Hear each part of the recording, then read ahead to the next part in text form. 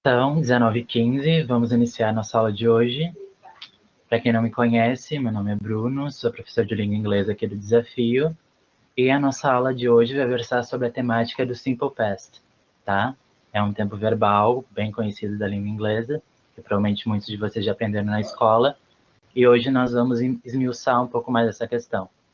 Para quem não lembra, na última aula a gente falou sobre Present Continuous, né, o tempo verbal.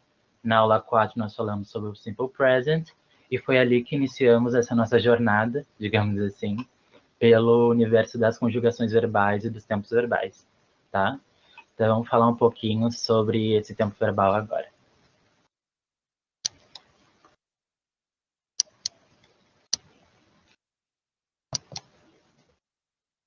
Então, primeiro eu trouxe um meme, né, só para começar um pouco descontraído, que é uma pessoa ali tentando segurar uma bola que diz Your Great Future, ou seja, seu grande futuro, e daí tem outra pessoa atrás maior, que é Your Past, né, o seu passado, tentando puxar a gente para trás para a gente não alcançar o futuro. E mais ou menos a partir desse meme que a gente vai iniciar a nossa aula de hoje, falando sobre o uso do Simple Past, né? Então, a ideia geral de quando a gente vai utilizar o Simple Past é quando a gente querer expressar ações que já foram concluídas no passado, né? Algo que teve um início e um fim no tempo prévio. E nós não podemos mais, não tem mais como a gente modificar esse momento, não tem mais como a gente ter influências desse momento, né? Ele já terminou, já parou naquele momento, e nós agora temos que viver com aquilo que aconteceu, né? Então, normalmente, para esses eventos que começaram e terminaram em um momento no passado, a gente vai utilizar essa forma. Nós vamos ver em aulas posteriores que vão existir outros tempos verbais que nós vamos poder expressar com ações que ainda afetam o nosso presente. Mas no caso de hoje, no Simple Present, no Simple Past, nós só vamos ver as questões do que começaram e terminaram no passado e que não afetam no nosso presente, tá bem? Então, como exemplo do Simple Past, eu trouxe essa frase para vocês, né? We studied present continuous 2 weeks ago. Ou seja, nós estudamos o presente contínuo 2 semanas atrás, né? Na nossa aula 5. Então, nós temos aqui o verbo destacar em azul, que é o verbo estudar, study, e nós temos ele na sua forma no passado com o final I, E, D. Daqui a alguns slides nós vamos adentrar um pouco essa estrutura verbal, como vai acontecer para a gente conjugar, quais estruturas a gente vai colocar lá no final do verbo, quais estruturas a gente vai tirar, tudo isso a gente vai ver daqui a pouco, tá bem, gente? É só um exemplo para nós iniciarmos tendo um contexto sobre o Simple Past. Então, o nosso foco principal aqui nesse tempo verbal, gente, é o momento em que a ação ocorreu. É claro que é importante saber qual foi o evento que começou e terminou lá no passado, mas o foco principal aqui que nós vamos ter é o tempo em que aquilo aconteceu. Por exemplo, voltando aqui nesse tempo que eu falei para vocês, né? Nós estudamos o Present Continuous 2 semanas atrás. O nosso foco, para a gente se localizar nesse tempo, está aqui no final. 2 weeks ago. Né? Não quer dizer que o restante da frase, o history present continuous, não tem importância. É óbvio que tem, né? Porque só 2 weeks ago ia ficar algo solto. Mas no simple present, o nosso foco vai ser nesse momento do tempo passado, no qual nós estamos expondo alguma ideia, alguma ação que aconteceu. Ok? Então, outro exemplo aqui para vocês. Yesterday, I bought a new car. Ou seja, ontem eu comprei um novo carro, um carro novo, né? Então, aqui nós temos o verbo bought, que é a forma passada do verbo buy, né? Que é o verbo comprar. Vocês podem perceber que nem comparado com aquele outro exemplo, a gente não acrescenta apenas um IED ou um ED no final do verbo, né? Senão ia ficar buyed, B-U-W-B-U-Y-E-D. Né? Nesse caso, nós temos uma forma totalmente diferente para expressar esse verbo no passado. Isso a gente vai ver depois, que vai se formular os verbos regulares e os verbos irregulares. Né? Isso, infelizmente, ou não, nós temos em todas as línguas, não é tão fácil assim, não é apenas acrescentar uma letra ou outra. Existem formas diferentes que a gente vai ter que aprender também, porque vai estar lá na prova do Enem e na prova do PROV, né, gente? Então, vamos começar pelo mais fácil, né? Vamos começar falando um pouco sobre os verbos regulares. O que seriam verbos regulares, gente? São verbos que nós apenas acrescentaremos uma partícula que vai ser comum a todos os outros dos verbos. Por exemplo, lá quando a gente está falando na primeira pessoa do plural, tá? Nós amamos, nós corremos, nós voamos, nós fingimos. Lá no final, nós vamos apenas acrescentar a partícula mos, né? Nós vamos colocar o MOS como marcação da primeira pessoa do plural. No inglês é bem mais simples com os verbos regulares, né? A única coisa que vocês vão precisar saber é que nós acrescentaremos no final ed, de ou ied, tá? Nada mais dos verbos regulares da língua inglesa vai fugir dessas três terminações. Então, não se preocupem que é bem mais fácil do que a conjugação verbal do passado da língua portuguesa, na qual nós teríamos, por exemplo, o verbo amar. Eu amei, tu amou, ele amou, nós amamos, vós amais, eles amaram. Então, é muita diferença que nós temos aqui no português para essa conjugação verbal no passado. Então, no inglês, relaxe que vocês não vão ter essa preocupação, tá? Só depois lá nos verbos irregulares, mas como estamos na parte fácil ainda, não vou assustar vocês. Então, por exemplo, aqui eu trouxe para vocês o verbo walk, que é o verbo caminhar, né? Como ficaria essa forma no passado, que é caminhou, walked. Nós apenas acrescentaremos o ed após a consoante, tá? E isso vai acontecer para a maioria dos verbos. Depois eu trouxe o verbo love, né? E o que acontece nessa forma passada, ele fica love. Nós apenas acrescentamos um D. Por que não um ED, professor? Porque nós já temos ali no final do verbo love a letra E. Então, para não ficar repetido, né, dois E, que no caso teria um som de I, ficaria loved, não faria sentido, nós apenas acrescentamos um D no final, porque a marcação do E já está junto com o verbo na sua forma regular. Daí eu trouxe também o verbo play, que é o verbo jogar, né? Ou começar, depende do contexto, não vou entrar nesse detalhe ainda, que nós acrescentaremos um ed, né? A mesma coisa lá que o walk. Mas por que eu trouxe o verbo play? Porque abaixo eu trouxe o verbo cry, que também termina com a letra Y, né? Da mesma forma que play. Só que nós temos uma diferença.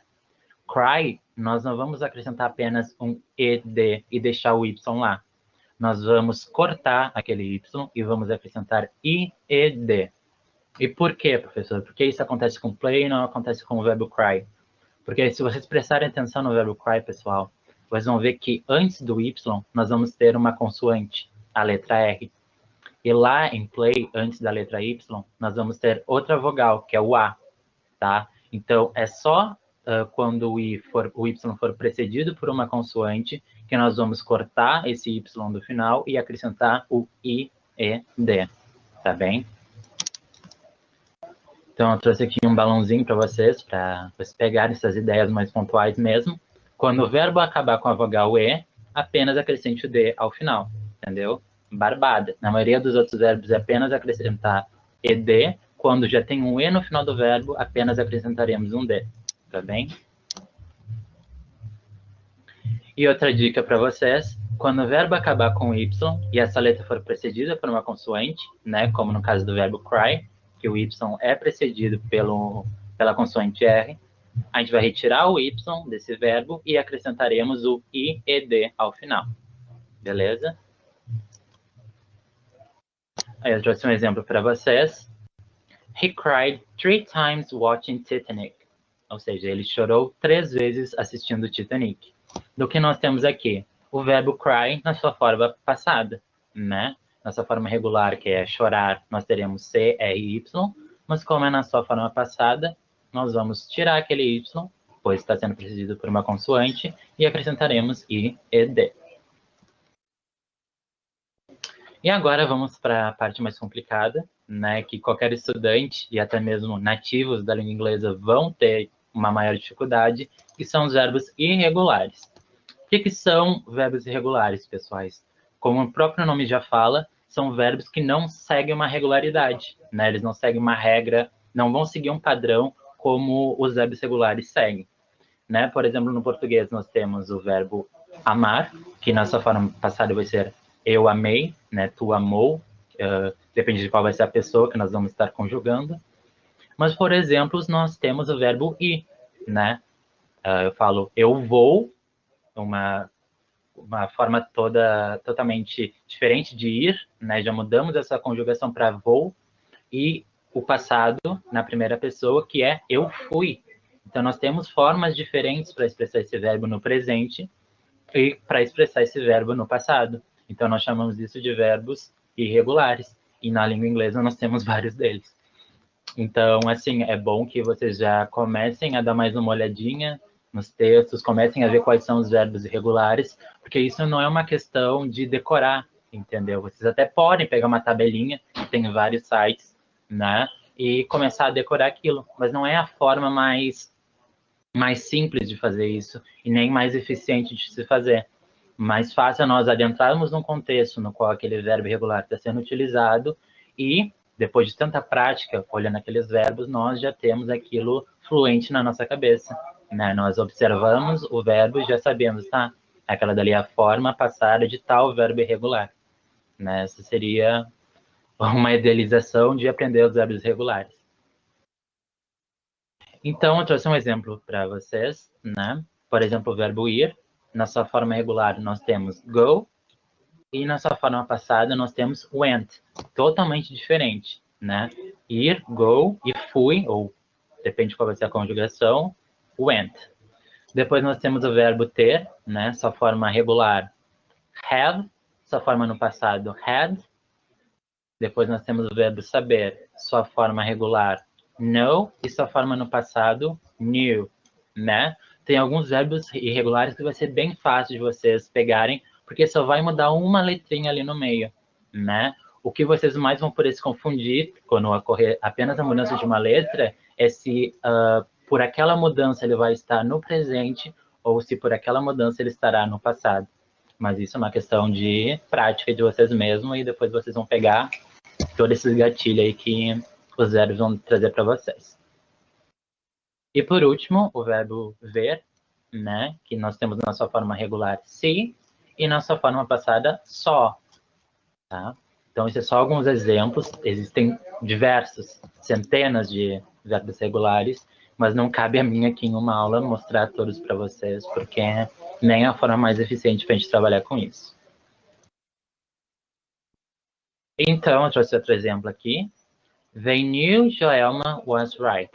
Ou seja, nós temos o verbo saber ali no passado, e nós temos o pronome eles. Eles sabiam que a Joelma estava certa. Eles sabiam que a Joelma estava correta, né? Sobre alguma coisa que aconteceu, não sabemos o que. Então, isso daí é uma prática para vocês, tá? Não se preocupem em decorar tudo, porque é algo que vocês vão pegando durante a prática da leitura em inglês. Então, trouxe aqui o passado do verbo to be, que é algo bem importante, né? Algo bem básico e importante que vai estar em todas, na maioria dos textos em língua inglesa vocês vão observar. Então, nós temos aqui na primeira pessoa I am, né? Como vocês já cansamos de ver nas nossas aulas. E agora nós temos no passado, que vai ser I was, tá? Por enquanto, só foquem no was. Existe uma forma diferente que nós vamos ver em outro contexto, em outra aula. Por enquanto, é só isso que vocês precisam saber. I was. Depois, nós teríamos no presente you are. E no passado, nós teremos you were. He, she, it. No presente, is. No passado, he, she, it was. Depois, nós teremos we are. Passado, we were. E depois, por último, they are no presente. E no passado, nós teremos they were. Então, vejam que vocês vão ter que focar apenas em duas formas no passado.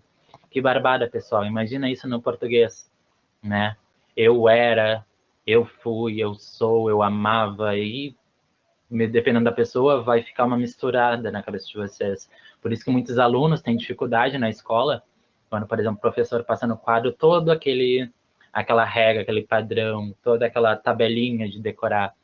A pessoa não consegue, não vê isso em contexto de prática, é algo muito complicado, né? Mas pelo menos na língua inglesa nós temos apenas duas formas. Menos mal para nós. Então, eu trouxe alguns exemplos para vocês aqui, na forma afirmativa. Deixa eu ver se eu consigo dar um zoom para melhorar.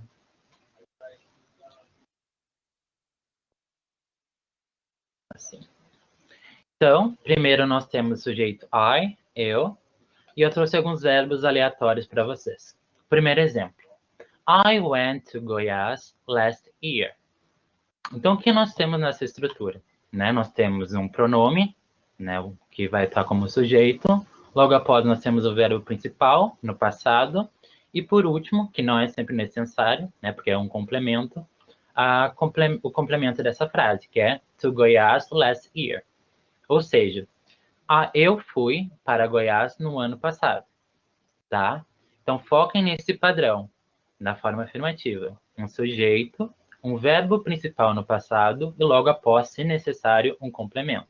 Tá? E focam que, na maioria das vezes no passado, no simple past, esse complemento vai apresentar algum elemento temporal, algum advérbio, algo que vai ter uma marca temporal que vai nos falar da importância desse momento, né? Por exemplo, alguém pergunta, quando tu foste a São Paulo? E eu respondo, né? Eu fui para São Paulo ano passado. I went to Goiás last year. Eu fui ao Rio de Janeiro ano passado. Depende do lugar, mas o foco não é nisso, não é na experiência, e sim no momento no qual você viajou para algum lugar, algum país, alguma cidade. Depois nós temos You were my best friend. Ou seja, você era meu melhor amigo.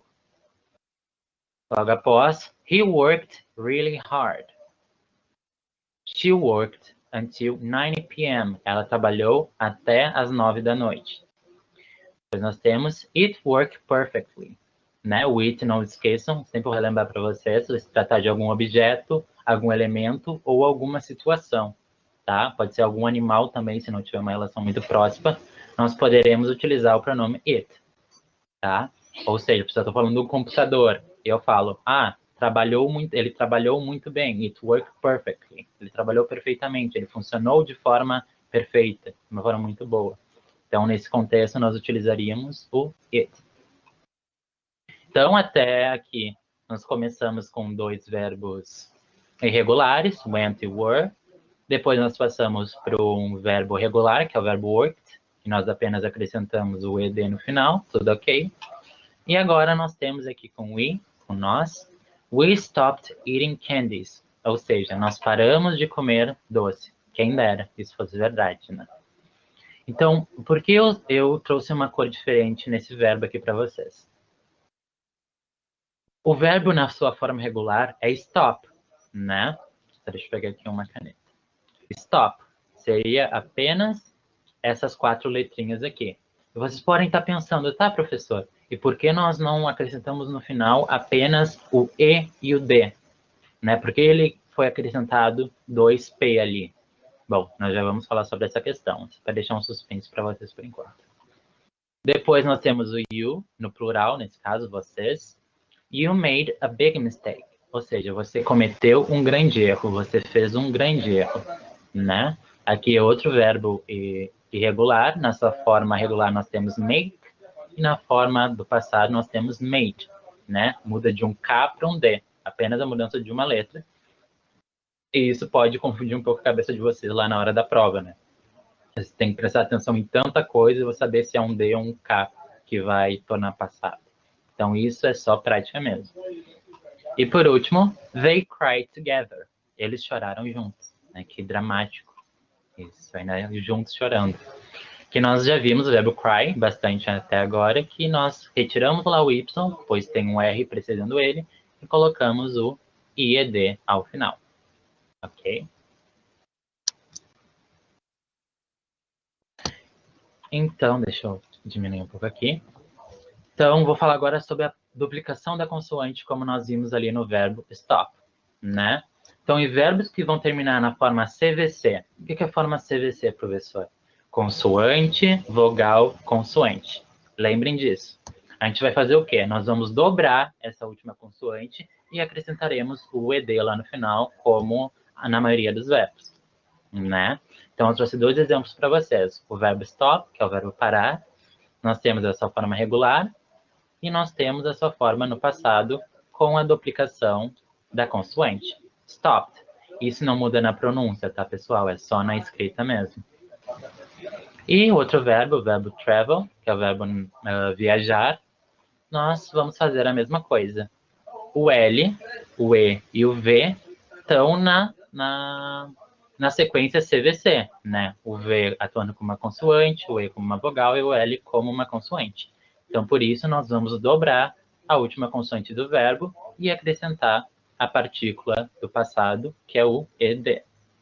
Beleza, pessoal?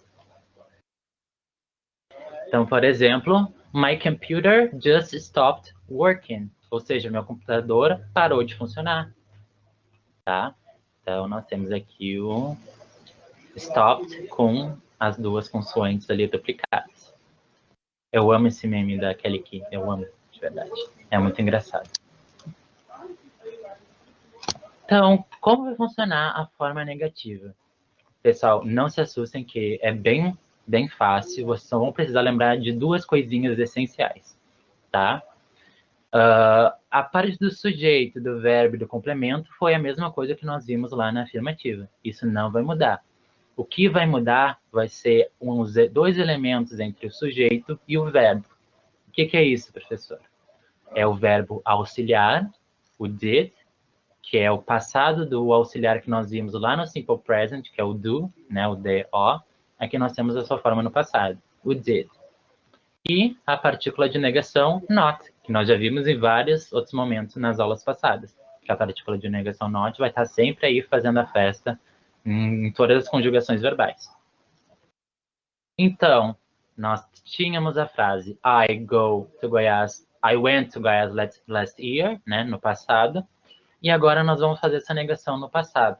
Como nós já temos a marcação do passado com o did, que é a forma passada do verbo do, nós não vamos precisar mudar aqui no verbo principal, né? Senão seria uma redundância nós temos duas marcações de passado numa mesma frase.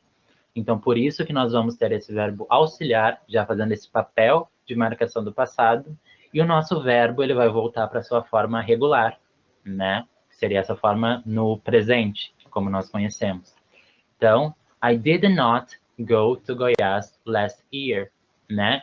Vocês podem ver em vários textos, ou até mesmo na fala, que muitas vezes não vai ficar did not, vai ficar didn't. E depois eu vou mostrar para vocês que é a contração dessas 2 palavras, do verbo auxiliar, com a partícula de negação, tá? Então, isso daí vai continuar para todos, não vai ter nenhuma diferença. Vai continuar com I, you, he, she, it, we, you and they, tá? Vocês vão colocar o did e logo após o not. E o verbo de vocês vai voltar para a forma regular. Como vocês podem ver aqui, o work voltou para a forma regular dele, o stop voltou para a forma regular, o make voltou para a forma regular e o cry voltou para a forma regular. Por quê? Porque nós já temos a marcação de passado aqui com o nosso auxiliar did. E vocês devem estar pensando, tá, professor, mas por que ali na segunda frase nós não temos o did e o not ali? Na verdade, o not nós temos, nós só não temos o did. Porque com o verbo to be, ele é todo diferentão na língua inglesa, né? Ele quer ser o centro das atenções. Então, ele sempre vai ter uma coisa diferente. Ele sempre vai querer chamar a atenção de alguma forma, tá? Então, como nós vamos fazer uma negativa, né? Se nós tínhamos lá atrás, quando nós vimos na afirmativa, you were my best friend. Ou seja, você era minha melhor amiga, meu melhor amigo, que seja. Nós apenas vamos acrescentar a partícula not após o verbo to be. E vai ficar you were not my best friend. Ou seja, você não era meu melhor amigo, tá? Então é bem barbadinha também, vocês só vão precisar lembrar dessa diferença pontual do verbo to be. É só pensar, não, o verbo to be ele se acha, ele quer ser o centro das atenções. Tem algo diferente nele, vamos prestar mais atenção, que o not não vai vir antes do verbo, ele vai vir depois do verbo to be. Beleza? Então, umas dicas para vocês, né? Quando utilizarmos o verbo auxiliar did, não conjugaremos o verbo principal no passado, ok? Vamos voltar aqui para vocês olharem. Tem o did, did, did. O que vai acontecer com o verbo principal? Vai voltar para a forma regular dele. Go, work, work, stop, make, cry. Não vai estar no passado novamente, porque ele não pode ter duas marcações de negação na mesma frase. Tá? Nós já temos o did fazendo o papel do passado, já temos o did fazendo esse papel do simple present, então não foquem nessa dupla marcação de passado que não pode acontecer, tá bem, pessoal? Depois, a partícula negativa not sempre virá após o verbo to be. Lembrem lá, né, que ele é o centro das atenções, o diferentão, e ele vai querer sempre estar com uma coisa diferente ali junto a ele. Então, vai vir depois dessa partícula do verbo to be. E por último, não se utiliza o verbo auxiliar did antes do verbo to be. Tá? Então, sempre que tiver o verbo to be, nós não vamos ter ali o did atrás, porque o verbo to be não precisa disso. Ele já é autossuficiente. Então, vamos ver a forma negativa no passado do verbo to be. Então, nós vamos ter was para esses dois casos, no caso do I, he, she, it, seja a primeira pessoa do singular e as terceiras pessoas do singular. E o resto, que é o you, tanto no singular como no plural, como os dois outros pronomes do plural, nós vamos ter o were, tá? Então, como vai ficar? I was not, eu não era, eu não estava. You were not, você não era, você não estava. He, she, it was not, ele não era, ele não estava. Ela não era, ela não era, ela não estava. O it também pode ocupar tanto como um objeto, como um animal, uma situação. E isso no português nós vamos ter algum gênero, vai ser ele ou ela. Mas aí vocês vão ver que não é nada humano. Então, vocês vão utilizar o it da mesma forma. Depois nós teremos we were not, nós não éramos, nós não estávamos, depende do contexto. E por fim, they were not, eles não eram, eles não estavam. Então, eu trouxe aqui a frase para vocês. They weren't loyal friends.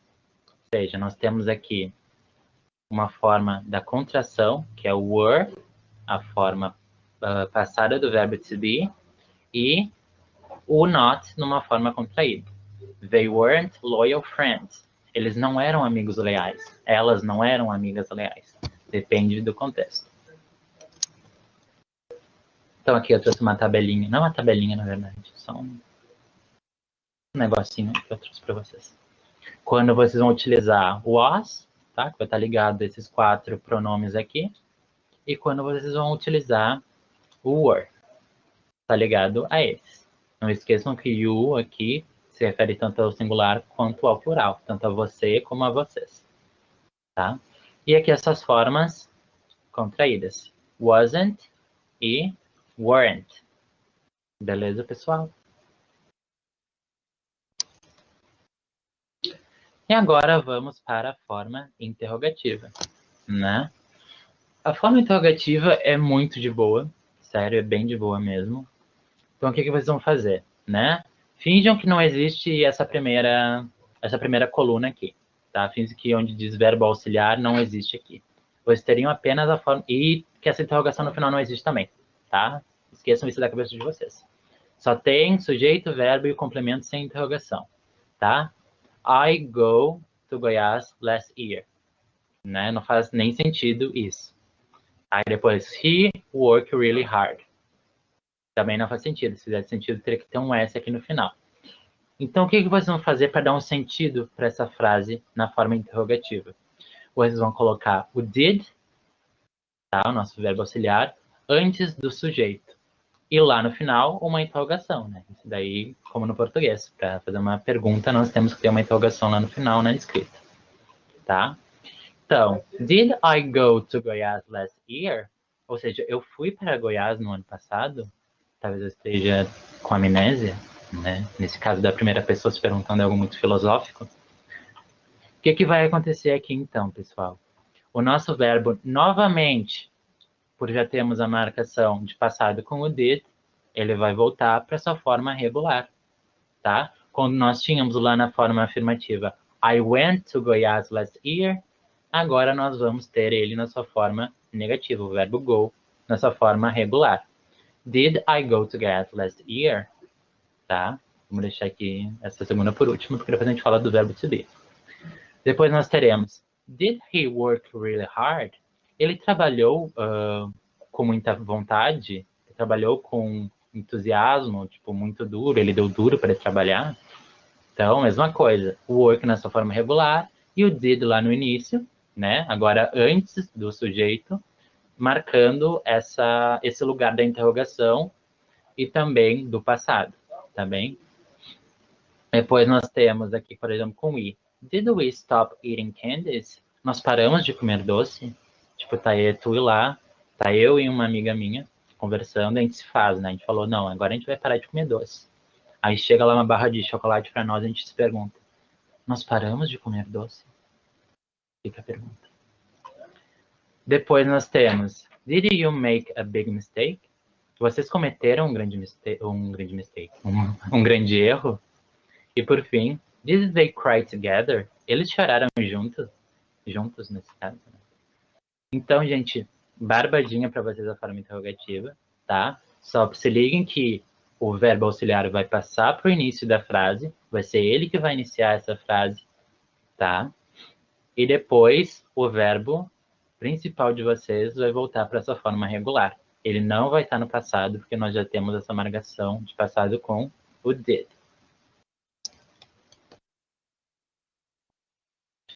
Então, vamos ver agora a forma interrogativa do verbo to be, porque ele é todo diferente. Então, o que nós vamos ter? O verbo to be vai passar para frente do sujeito, né? Então, was I? Eu era alguma coisa, eu estava alguma coisa, depende do contexto, né? Meio filosófico também. Depois teremos were you? Você estava, você era, vocês estavam, vocês eram alguma coisa? Depois, was he, was she, was it, tatantan. Depois, were we alguma coisa? Nós éramos alguma coisa, nós estávamos fazendo algo, enfim, algum complemento vai ter ali no final. Só não trouxe para vocês para não ficar algo muito maçante, né? Só nos exemplos. E por fim, were they? Eles estavam fazendo alguma coisa, eles estavam comendo, eles estavam chorando. Depende do contexto, pessoal. Várias possibilidades de frase, inúmeras, né? Só para vocês focarem que o verbo to be vai vir para o início da frase e logo após termos um sujeito e, se necessário, um complemento. Aí eu trouxe um exemplo para vocês. Were you my students last year? Ou seja, vocês eram meus alunos no ano passado? Tá? Então, se liguem que o verbo to be conjugado vai estar aqui no início. E por que é were e não was, professor? Porque nós temos aqui logo após o pronome you, né? E com you nós teremos o were, não was. Beleza, pessoal? Então, bora fazer uma atividade aí. É a questão 93 do Enem de 2011. Vou dar um minutinho para vocês darem uma olhada, tá? Não esqueçam de começar olhando o enunciado e após isso vocês dêem uma olhadinha no texto, procurando palavras que vocês conhecem da língua inglesa, palavras similares com a da língua portuguesa e tentando contextualizar com algo que vocês já têm noção também sobre essa língua, né? O senso linguístico e de conhecimento de mundo de vocês. Não. Opa.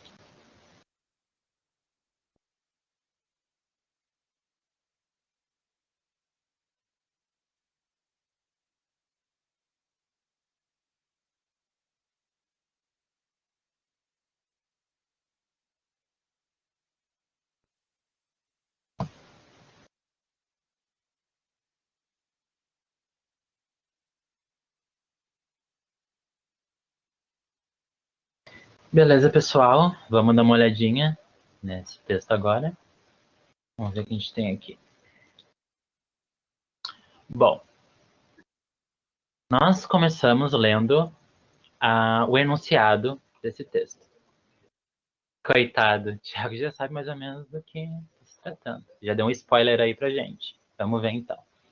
A intenção do narrador nesse texto é Então vamos dar uma olhadinha no texto agora.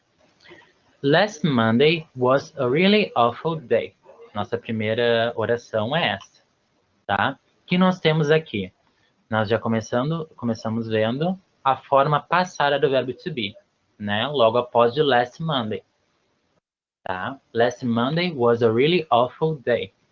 Então já temos day aqui no final e nós temos outro day aqui. Então nós já teríamos alguma noção que está se falando de algum dia específico, né? Se vocês já conhecem essa expressão, Monday, essa palavra, vocês já conseguiriam fazer uma referência. Tá, last, último, Monday, segunda, a última segunda-feira foi alguma coisa, né? Depois nós temos really, palavra bem conhecida, awful day. Ou seja, na última segunda-feira foi um dia, assim, horrível de acordar, pelo visto. Vamos ver o que aconteceu para ser esse dia horrível. Então ele fala, I got to school late because I had missed the bus. Então, nós temos outro verbo no passado, got to school. Essa expressão get to school, que é a forma no presente e a forma no passado got, né, que é um verbo irregular, seria ir para a escola, tá? Nós não falamos em português dessa forma, nós falamos com o verbo ir, mas na língua inglesa nós temos outras formas de expressar a ida à escola, né, chegar na escola. Então ele fala, I got to school late, ou seja, chegou na escola atrasado, because I had, aqui nós temos já o passado do verbo have, e depois nós temos missed the bus. Então, porque ele se esqueceu do ônibus, né? Vocês podem pensar, miss é se esquecer, né? Mas não é nesse sentido literal, ele se esqueceu. Miss the bus, quando nós falamos essa expressão, é que a gente perdeu o ônibus, né? Então, ele chegou atrasado na escola porque ele perdeu o ônibus dele, né? Nós temos aqui o porquê, because, para dar motivação para esse ato. Logo após, nós temos Then I had a math test and did badly because I hadn't studied for it. Então, nós temos aqui vários verbos no passado. Temos had, did, hadn't e studied. Então, ele fala, I had a math test, ou seja, teve uma prova de matemática, and did badly. O que significa did badly? Né? Uma tradução literal seria fiz de forma má, né? Because I hadn't studied for it. Ou seja, ele se saiu mal porque ele não estudou para aquela questão, para aquela prova que ele tinha marcada de matemática, né? Vejam que após o had, nós temos a partícula NT, que seria uma contração do passado, ou seja, ele não estudou para aquela prova e se saiu mal. Depois nós temos things went from bad to worse, ou seja, uma expressão bem conhecida, né? As coisas foram de má a pior. Aí ele fala, while I was waiting for the bus home, I realized I had lost my money, so I had to walk home. Ou seja, temos aqui de novo o was, temos o waiting, como nós vimos na última aula, né? O ing, algo em progresso. Depois nós temos released. E aqui no final nós temos had novamente, passado do verbo ter, né? Então o que aconteceu com ele? I was waiting for the bus, ele estava esperando pelo ônibus e ele percebeu, né? I realized I had lost my money, que ele perdeu o dinheiro dele, né? Então o que ele teve que fazer? Ele fala, so I had, eu tive que andar para casa, ir a pé para casa, né? So I had to walk home. Que dia maravilhoso ele está tendo. Continuando falando. I really wanted to go to the cinema with my parents that evening, but by the time I got home, they had already gone out. Então, o que nós temos aqui? Wanted, um verbo no passado. Got, outro verbo no passado. E had, verbo no passado. E outra expressão no passado, né? Um verbo frasal. Gone out. Ou seja, I really wanted to go to the cinema. Ou seja, eu realmente queria ir ao cinema, tá? With my parents. Lembre que parents não é parentes, né? Que a gente viu lá na primeira aula. Parents são pais. Ele queria ir para o cinema com os pais dele, naquela noite. But né? Nós já temos algo marcando que vai acontecer algo de errado, não vai ir naquela mesma linha de pensamento que ele estava tendo. By the time I got home, ou seja, no momento que eu cheguei em casa, they had already gone out, ou seja, eles já tinham saído, tá? Gone out é o verbo gone, tá? É o particípio do verbo go, isso nós vamos ver em outra aula, com uma preposição out, que significa para fora, né? Então, eles já tinham saído de casa nesse momento. Então, após isso, ele fala: I put my dinner in the oven, went to watch TV and fell asleep. Ou seja, temos outro verbo no passado. Vocês precisam prestar atenção que, por exemplo, o verbo put, né? A sua forma no presente vai ser a mesma escrita e a mesma pronúncia, put. E sua forma no passado também vai ser put. Como nós sabemos que aqui ele está falando do passado? Porque ele está falando de uma rotina que aconteceu lá na última segunda-feira. Então, nós temos toda essa sequência no passado. Né? Então, pelo contexto, nós sabemos que ele também está falando que ele colocou a comida no fogão lá na última segunda-feira. Então, está tudo no passado. Depois nós vemos aqui o went, que nós já vimos que é o passado do verbo ir. Went to watch TV, então ele foi assistir TV. Depois, fell asleep. Tá meio torto aqui. And fell asleep. Ou seja, ele caiu no sono. Tá? Depois ele fala: When I woke up, an hour later, there was a terrible smell and smoke coming up the stairs. Né? Então, when I woke up, quando ele acordou, woke up, sua forma no presente é wake up, com ali no lugar do O. Uma hora depois, there was a terrible smell, ou seja, havia um cheiro horrível. E fumaça coming up the stairs, né? Vindo lá das escadas. I had forgotten to take my dinner out of the oven. Ou seja, nós temos aqui had, essa forma passada do verbo ter. Forgotten, o particípio de esquecido, ele tinha esquecido alguma coisa.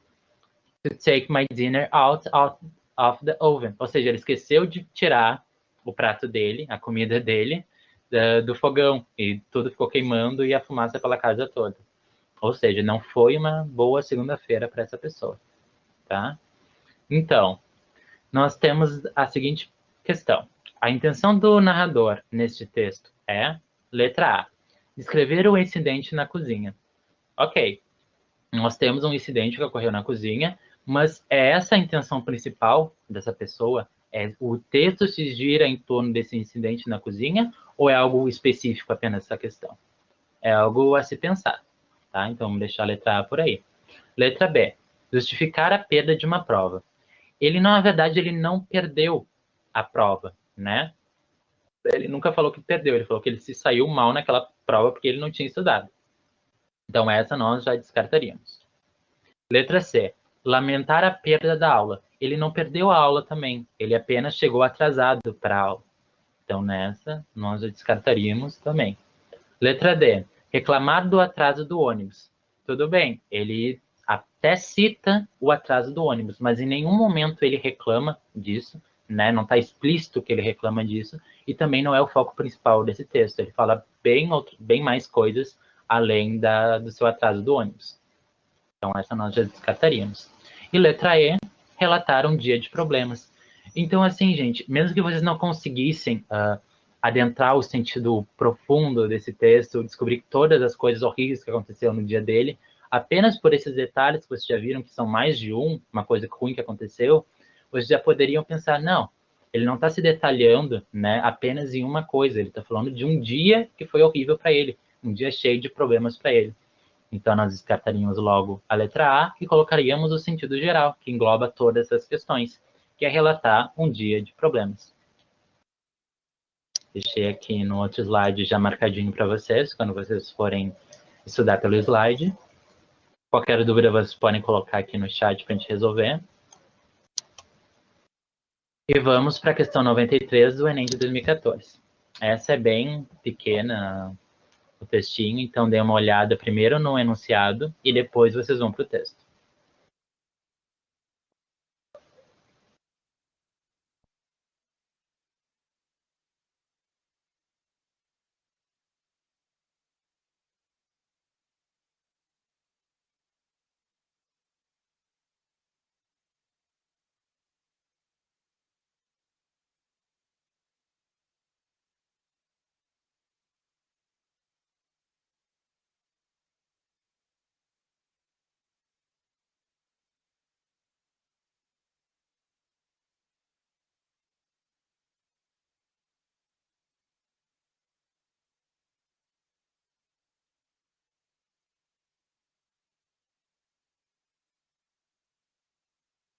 Então, vamos dar uma olhadinha na questão 93. Então, o que diz o enunciado, gente? Primeira coisa a se fazer. Esses são os versos finais do famoso poema The Road Not Taken, do poeta americano Robert Frost.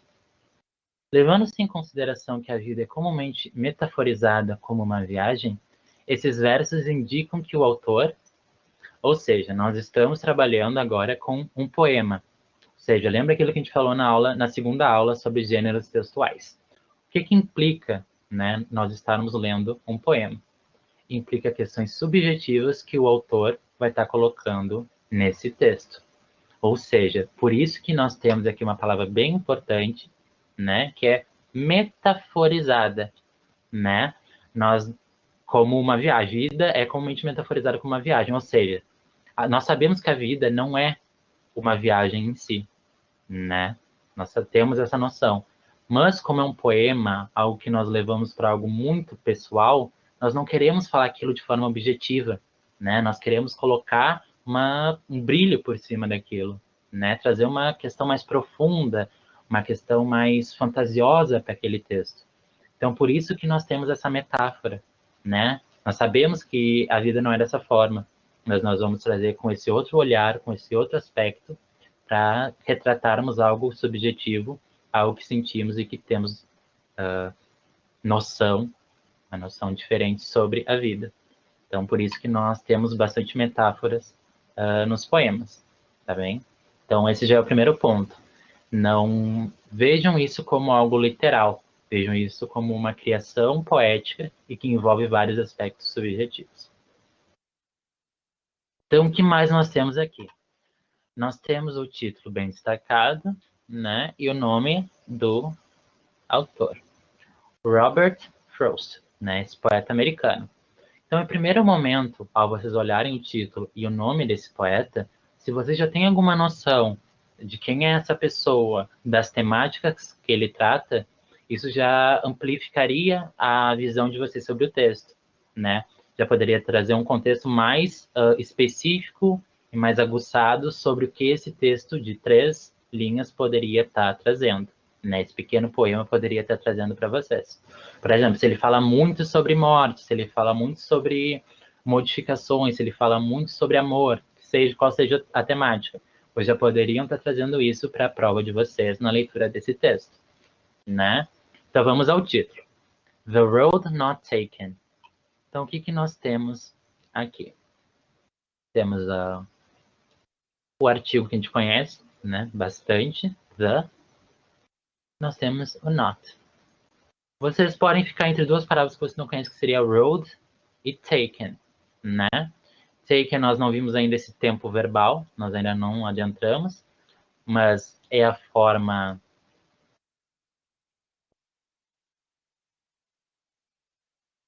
É uma forma do verbo take, né? Na sua forma... No particípio, nós teríamos taken, ou seja, alguma coisa não tomada, né? Take, nesse caso, é tomar, não, ou pegar, ou seguir para algum lugar, depende do contexto.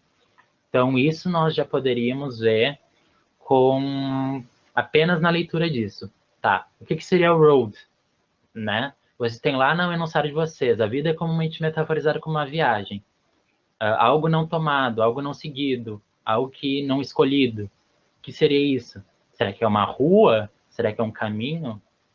Então, algum contexto assim vocês poderiam já ter tomado, mesmo sem saber o significado da palavra road.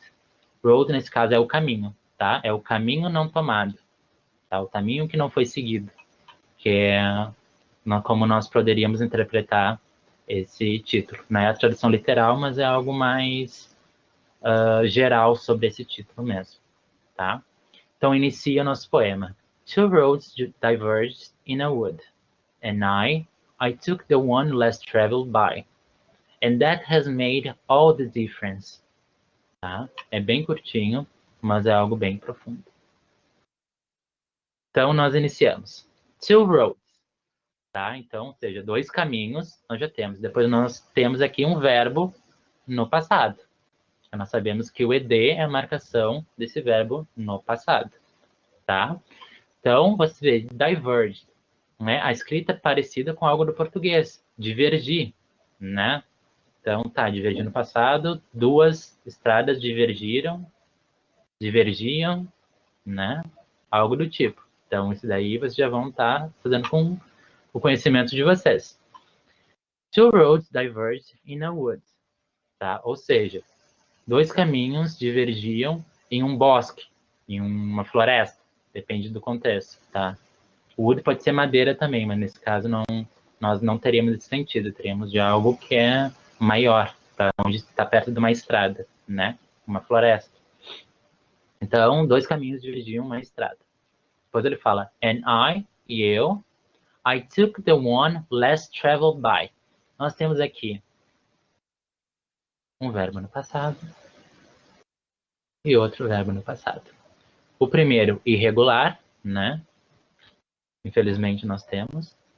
E o outro, na sua forma regular, apenas com ed no passado, tá?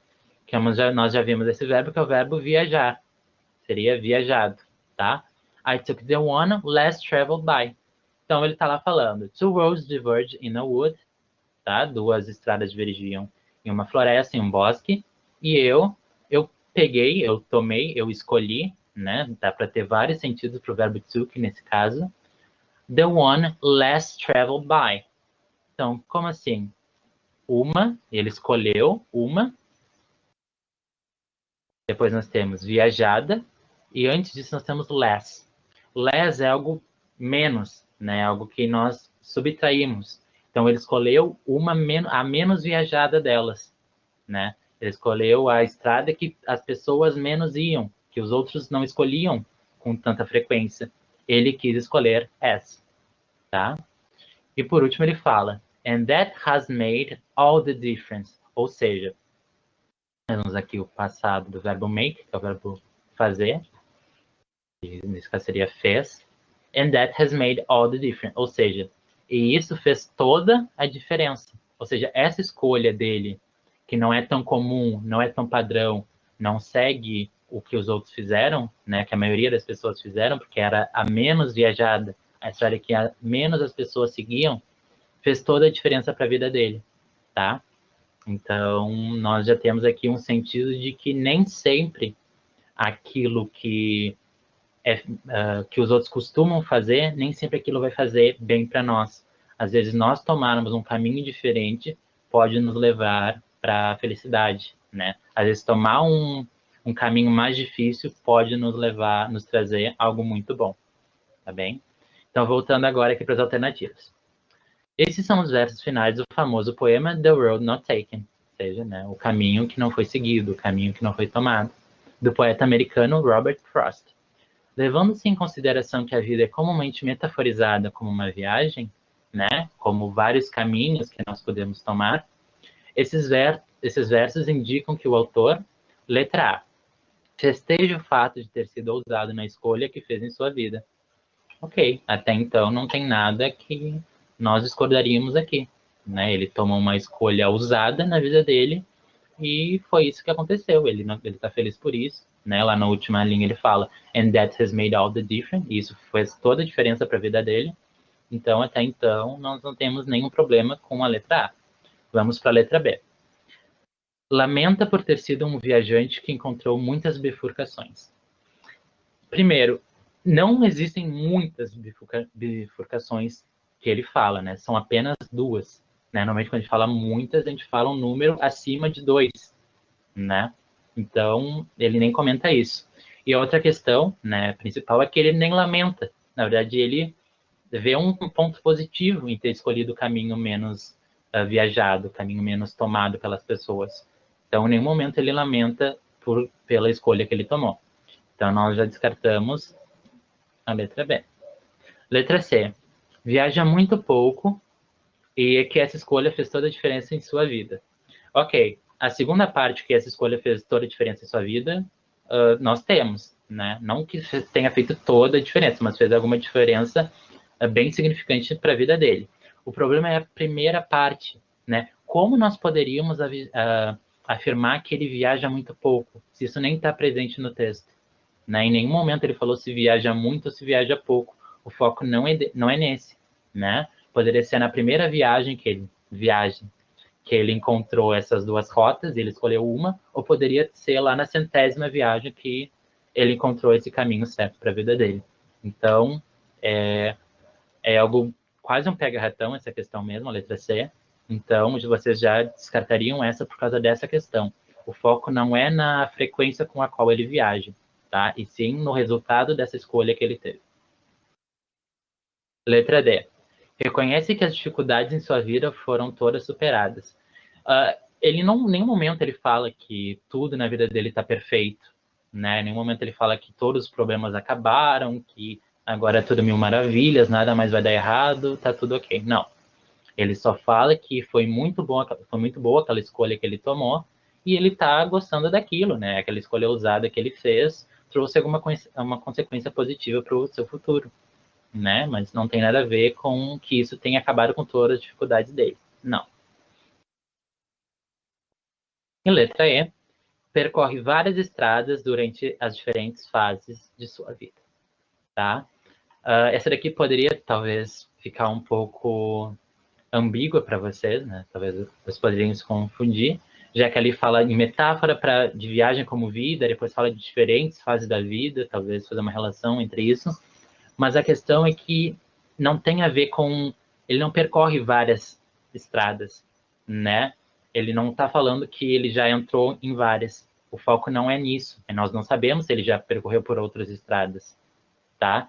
A questão é que ele divergiu em duas estradas e por isso ele tomou uma escolha, uma mais ousada, né, de seguir por um caminho que as outras pessoas não tomavam. Então foi essa a questão. Não tem nada a ver com os vários caminhos que ele já percorreu, os vários caminhos que ele vai percorrer. Não. A questão é bem pontual e é nesse aspecto dele ter sido ousado e ter conquistado algo bom para sua vida. Então, por isso que nós ficamos com a letra A, festeja o fato de ter sido ousado na escolha que fez em sua vida. Quero que esteja marcadinho aqui para vocês, em negrito. Então, nossa aula está quase terminando, né? Primeiro, eu queria saber se vocês têm alguma dúvida da aula de hoje. Podem deixar no comentário, que nós temos ainda 2 minutinhos para comentar alguma coisa.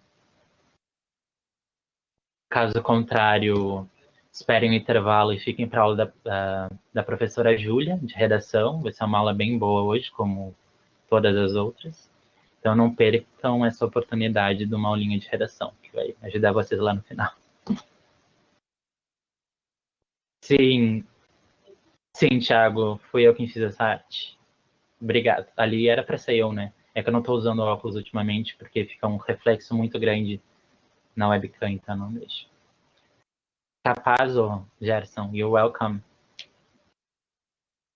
Sabia que eu já fui em muitos rolês contigo? Eu fiquei um pouco assustado agora. Bem assustado.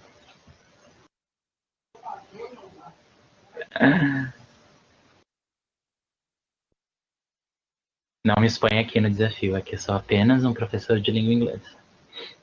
Nada aconteceu.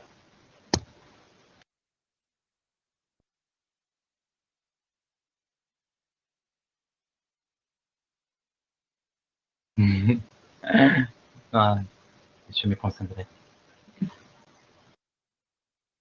Então tá, pessoal, fugindo do assunto agora, que eu já fiquei até um pouco constrangido.